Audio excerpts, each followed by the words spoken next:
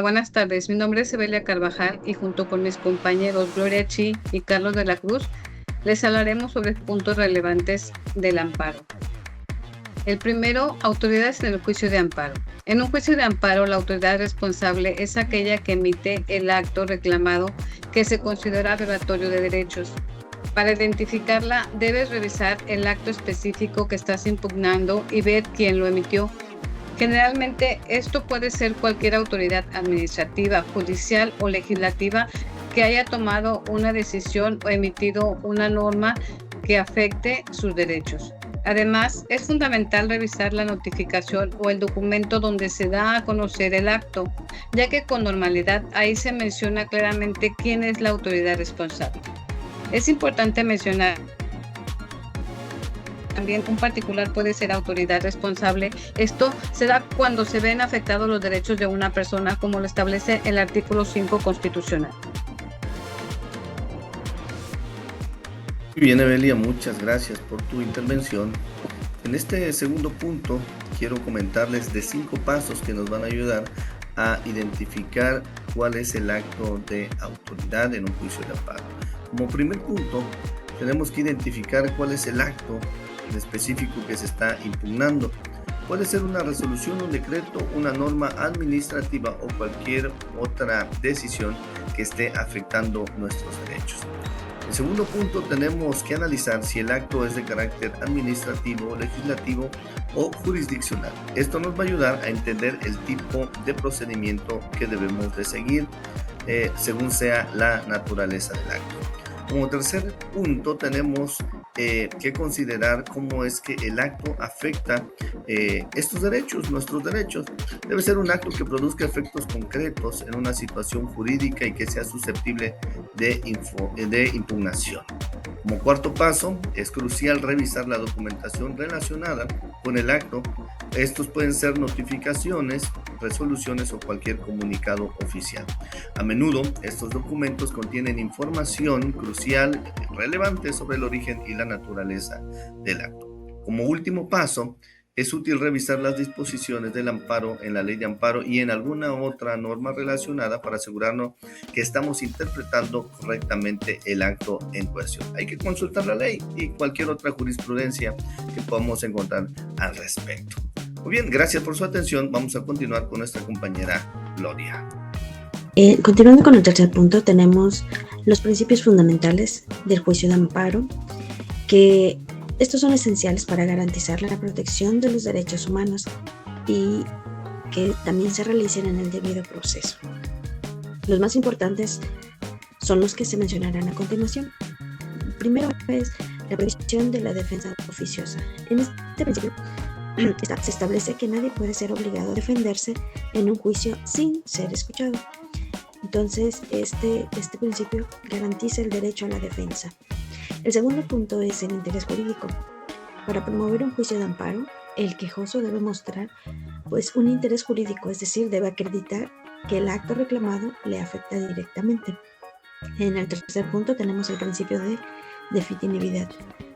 Y esto se refiere a que antes de acudir al juicio de amparo, el quejoso debe agotar todos los recursos y medios de defensa disponibles ante la autoridad responsable. El cuarto punto es el acceso a la justicia. Este principio garantiza que todas las personas tengan el derecho a acceder a los tribunales para proteger sus derechos. En el quinto punto tenemos el debido proceso. Este principio se asegura que todo procedimiento se realice con respecto a las garantías procesales establecidas y como el derecho a ser oído y a presentar pruebas.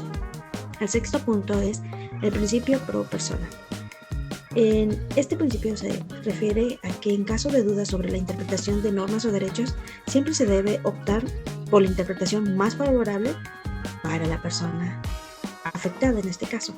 Y el séptimo punto es la inmediatez. Las resoluciones deben ser emitidas en un plazo razonable para poder evitar dilaciones injustificadas en el proceso. Cada uno de estos principios son claves para poder asegurar un juicio justo y eficaz en la protección de los derechos. Gracias, compañeros. Continuamos con el punto 4, que son los puntos doctrinales del juicio de amparo. Estos son conceptos y principios que han sido desarrollados a lo largo del tiempo por juristas y tribunales. y que ayudan a interpretar y aplicar la ley de amparo en México. Aquí te presento algunos de los más relevantes. El primero es la noción del acto de autoridad, que se refiere a cualquier acción u omisión de una autoridad que afecta derechos humanos, ya sea mediante actos administrativos, legislativos o jurisdiccionales. El punto 2 es la naturaleza del juicio de amparo. Se considera un medio de control constitucional que protege los derechos fundamentales frente a actos de autoridad que los vulneran. 3. La legitimación activa. Este punto establece quiénes pueden promover un juicio de amparo, incluyendo las personas directamente por el acto impugnado, así como aquellas que tengan un interés legítimo. 4. Procedencia del juicio de amparo. Se analiza en qué casos es procedente el juicio, incluyendo la necesidad de agotar recursos previos y la existencia de un interés jurídico. 5. Efectos del juicio de amparo. Se refiere a las consecuencias jurídicas que tiene la sentencia de amparo, que puede incluir la nulidad del acto impugnado y la obligación de la autoridad de reparar el daño causado. 6. Principio de continuidad. Este principio sostiene que el juicio de amparo debe seguir su curso hasta su resolución final, sin interrupciones indebidas. 7. Control, difusión y concentrado. Explica cómo se ejerce el control constitucional tanto por parte de los tribunales superiores como por los jueces ordinarios en casos específicos. 8. Ámbito subjetivo del amparo. Se refiere a la protección que el juicio puede otorgar no solo a personas físicas, sino también a personas morales o grupos sociales. Estos puntos doctrinales son fundamentales para entender cómo funciona el juicio de amparo y su importancia en la protección de los derechos humanos en México. Muy bien, aquí estamos de nuevo para comentarles sobre este quinto punto de esta presentación. Voy a presentarles 8 aspectos importantes, o más bien 8 jurisprudencias que ha emitido la Suprema Corte de Justicia de la Nación en relación al juicio de amparo. El primero de ellos tiene que ver con la interpretación amplia del juicio de amparo. La Suprema Corte ha sostenido que el juicio de amparo debe interpretarse de manera amplia y priorizando la garantía de los derechos humanos a fin de que tengan acceso a la justicia y se puedan proteger efectivamente estos derechos. La segunda jurisprudencia es el amparo contra normas generales. La jurisprudencia dice, o más bien ha establecido, que es posible promover un juicio de amparo en contra de normas generales. Estas pueden ser leyes o reglamentos que afecten derechos humanos de manera directa. A este amparo se le conoce como el amparo contra leyes. La tercera jurisprudencia tiene que ver con los efectos del amparo. La Suprema Corte de Justicia de la Nación ha determinado que las sentencias de amparo pueden tener efectos generales o particulares, dependiendo del caso. Esto significa que en algunos casos particulares las decisiones pueden tener un impacto mucho más allá del caso en concreto del que se esté tratando o refiriendo. La cuarta jurisprudencia es muy interesante, pues habla del principio pro persona. Esta jurisprudencia enfatiza la importancia del principio pro persona, donde se establece que se debe privilegiar la interpretación más favorable, siempre garantizando los derechos humanos. La jurisprudencia número 5 es la legitimación para promover el juicio. Se ha definido que quienes pueden ser considerados como quejosos en un juicio de amparo, ampliando las ocasiones, la legitimación a terceros que puedan verse afectados de una manera indirecta. Así, de esta manera podemos tener esta protección sobre la legitimación para promover el juicio de amparo. La sexta jurisprudencia tiene que ver con el control difuso y concentrado. La Suprema Corte ha aclarado cómo se debe ejercer el control constitucional en diferentes instancias, permitiendo de esta manera que tanto jueces como tribunales superiores puedan revisar los actos de autoridad. Tenemos también la reiteración de la jurisprudencia, es decir, que en algunos casos la Suprema Corte ha emitido tesis aisladas que se han convertido en jurisprudencias obligatorias, estableciendo criterios claros sobre diversos aspectos sobre el juicio de amparo. Y como último punto, última jurisprudencia que quiero presentarles en este momento, tenemos el amparo en revisión.